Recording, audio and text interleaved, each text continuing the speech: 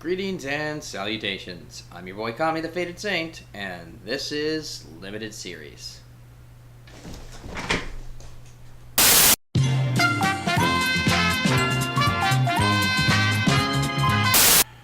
So, my agent put a guard outside the door.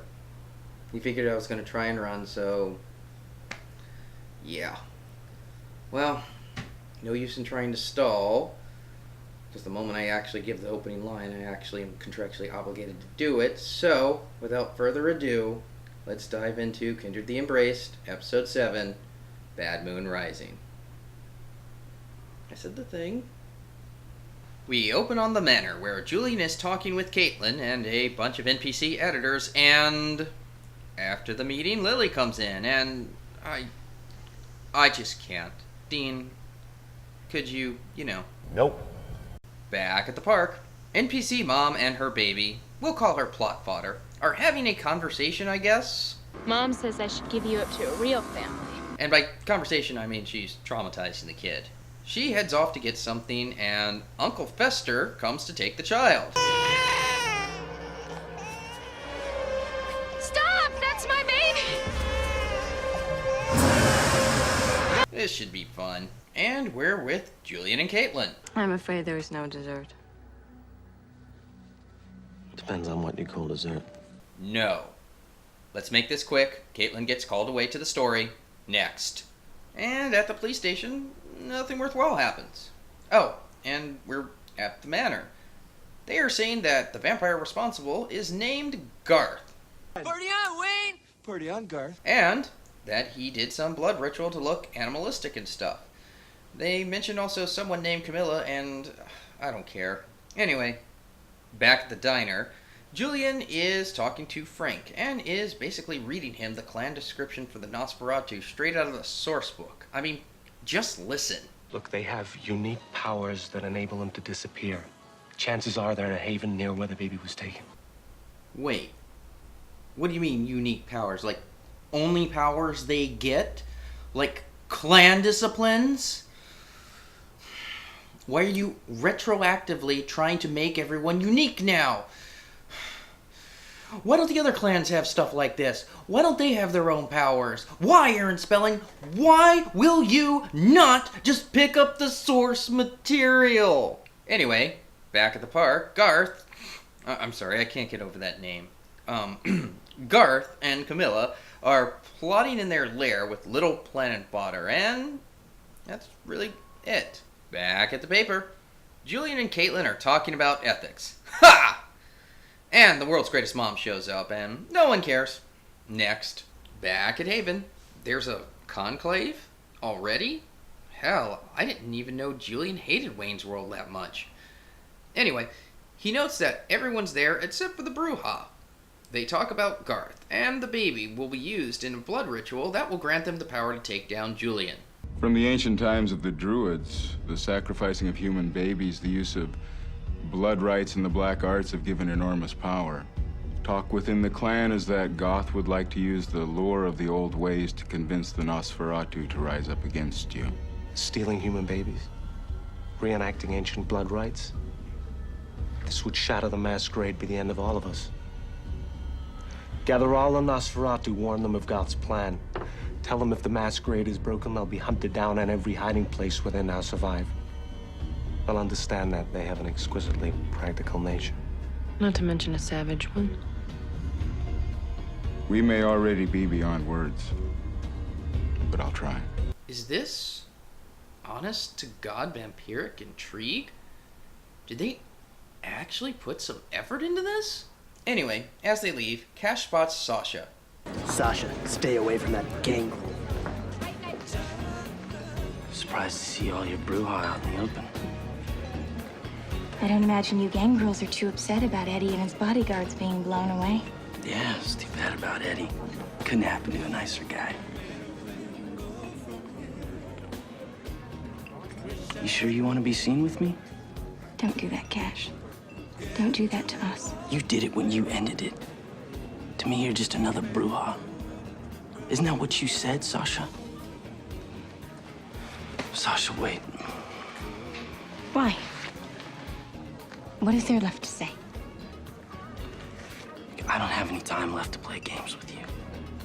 I don't care about the blood between us. You love me and I love you, and that's just the way it is. They're sending you to hunt down Goth. It'll be okay. I do love you. Wow. I'm actually impressed. Back at the man cave, Deeds be preachin' and is trying to get his clan to understand that Garth will be their destruction. And then Garth shows up. He tries to sway the clan to his cause, and Deeds tries desperately to keep them from making the mistake of following him. I normally throw a joke here that it goes about as well as you'd expect, but it's actually about a 50-50 split. So, this is actually one of the weaker episodes of the entire series, but it's actually also one of the truest to the game. You take out the stupid kidnapping plot, and you've really got a real accurate representation of a night of dice rolling and Mountain Dew. Back at the park, the world's greatest mom is looking for little plot fodder. She runs across Frank and no one cares. Next, back at the man cave, Deeds is spiking wine with his blood. Okay. And Julian comes in. Deeds tells him that the Nosferatu are for the most part backing Goth, and he offers to kill Garth in his place. Julian tells him it's a nice thought, but it's his responsibility to deal with the guy he let go years and years and years ago. Deeds decides to toast him with the spiked wine, and they drink. Ew.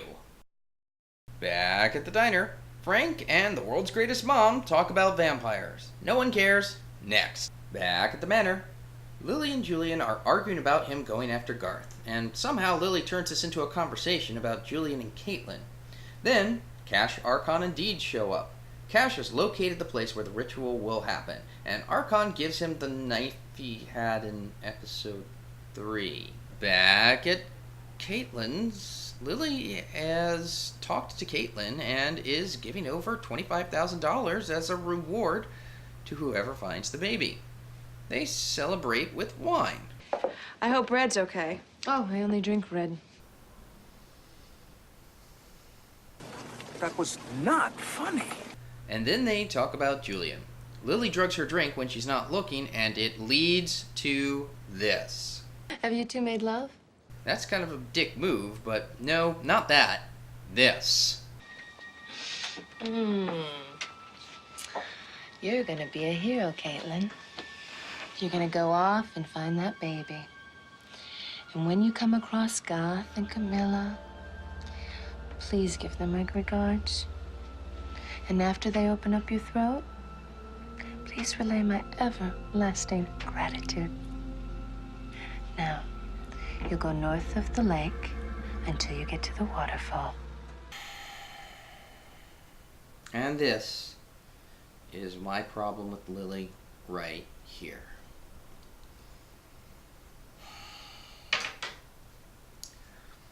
I want to make something clear here before I get started. This is a critique of the writing, not the actress. I've seen the actress in other things, and I like her very much. This is strictly about the character of Lily. To let you know where I'm coming from, look at every other clan in the entire series. They all get very good representation. The Ventru, for example. You have Sunny, you have Archon, and you have Julian. And although Julian is a crap prince, he's a really good Ventru. And you see plenty of Ventru around during the Rumble scene. The Nosferatu has Daedalus, and Daedalus is very refined and is tortured by his deformity, and in this episode and in the Rumble you also get to see plenty of Nosferatu around. The Bruja are constantly around as antagonists and background fodder, and you have Eddie, who even though he was a special guest star, was scheming and trying to take control of the city, and you have Sasha, who is very much bucking against the authority of her uncle, the prince, and, you know, her gangrel boyfriend. And even then, she does double duty, because she also shows us how things go when you are a brand new vampire, and that blood is affecting everything that you do. And the gangrel have cash. And there isn't an episode that goes by that there isn't some gangrel in the background, or some gangrel dying, or some gangrel somewhere doing something.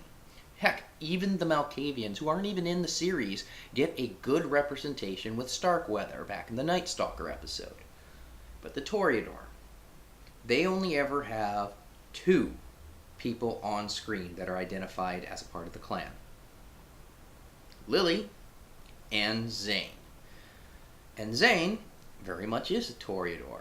You know, I made that joke in the last episode, or 2 episodes ago as it were, that, you know, Zane was telling Lily what it's like to be a Toreador and how could she be taking it. But honestly, that really is the case. He had every right to, because he is more Toreador than she was.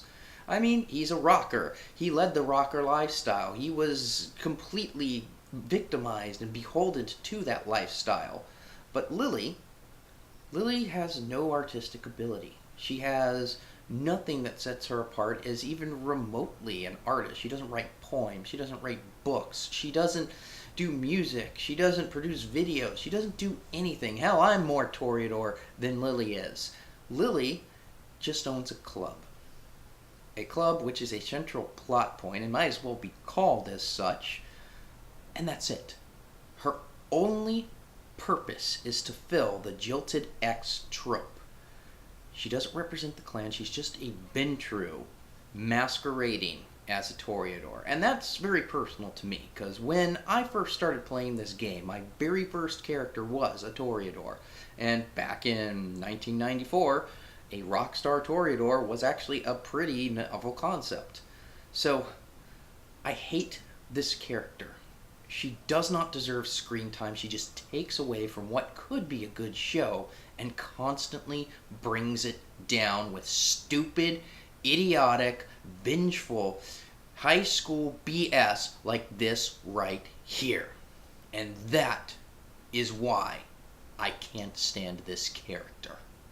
Moving on, Frank and, my tolerance for this is spent. Next, Caitlin is wandering and is being followed by Camilla. Next, Julian finds the ritual place and Garth shows up. He negotiates giving up his weapons for the baby, and this. I don't deal with Ventru slime. You and me both, pal. Back at the secret Nosferatu tree fort, Garth smacks Julian around and leaves. Then Caitlin happens across it and sneaks in. Camilla comes in after her. Who are you? I am Kindred, Clan Nosferatu. Camilla shows she has a heart, as she listens to Caitlin talk about how in the past she once loved a man and... Nope. She does some hoodoo to alleviate her of the guilt, and Julian finally speaks up. They have a little back and forth and appeals to the humanity that she was just showing, and okay. Then she lets Caitlin go with little plot fodder so that Frank and the world's greatest mom can find them. And now we get to the fight. Garth is furious that Camilla let the baby go, so Julian challenges Garth to mortal combat.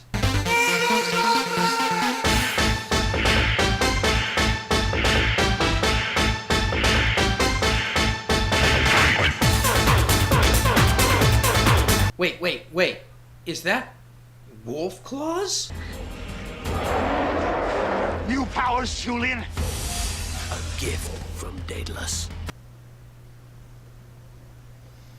Why? Garth gets the upper hand, but what does Julian do? I threw a rock at him. It was a big rock. And then beheads him. Back at Caitlin's, Julian brings her in and she wakes. She tells Julian that she feels a weight has been lifted, and now she's ready to... Nope. Oh, well, Dean says that's the end. So, where do I start with this episode?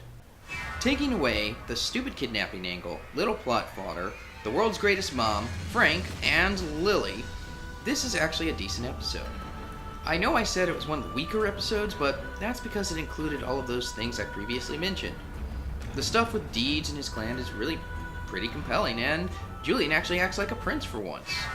The little scene with Sasha and Cash also is pretty strong. I mean, they fight, but the realization of the real, tangible danger, they actually managed to push all the crap aside, and it doesn't matter. They're just together. All in all, this wasn't as bad as the other ones to sit through. Well, I've made it this far. There's no reason not to take it all the way to the finish line. Alright, wrap-up time. I give Kindred the Embraced, Episode 7, Bad Moon Rising, 2 flare flops out of 5. Next week is it. So, I'm your boy Kami, and join us for the thrilling conclusion. Nope.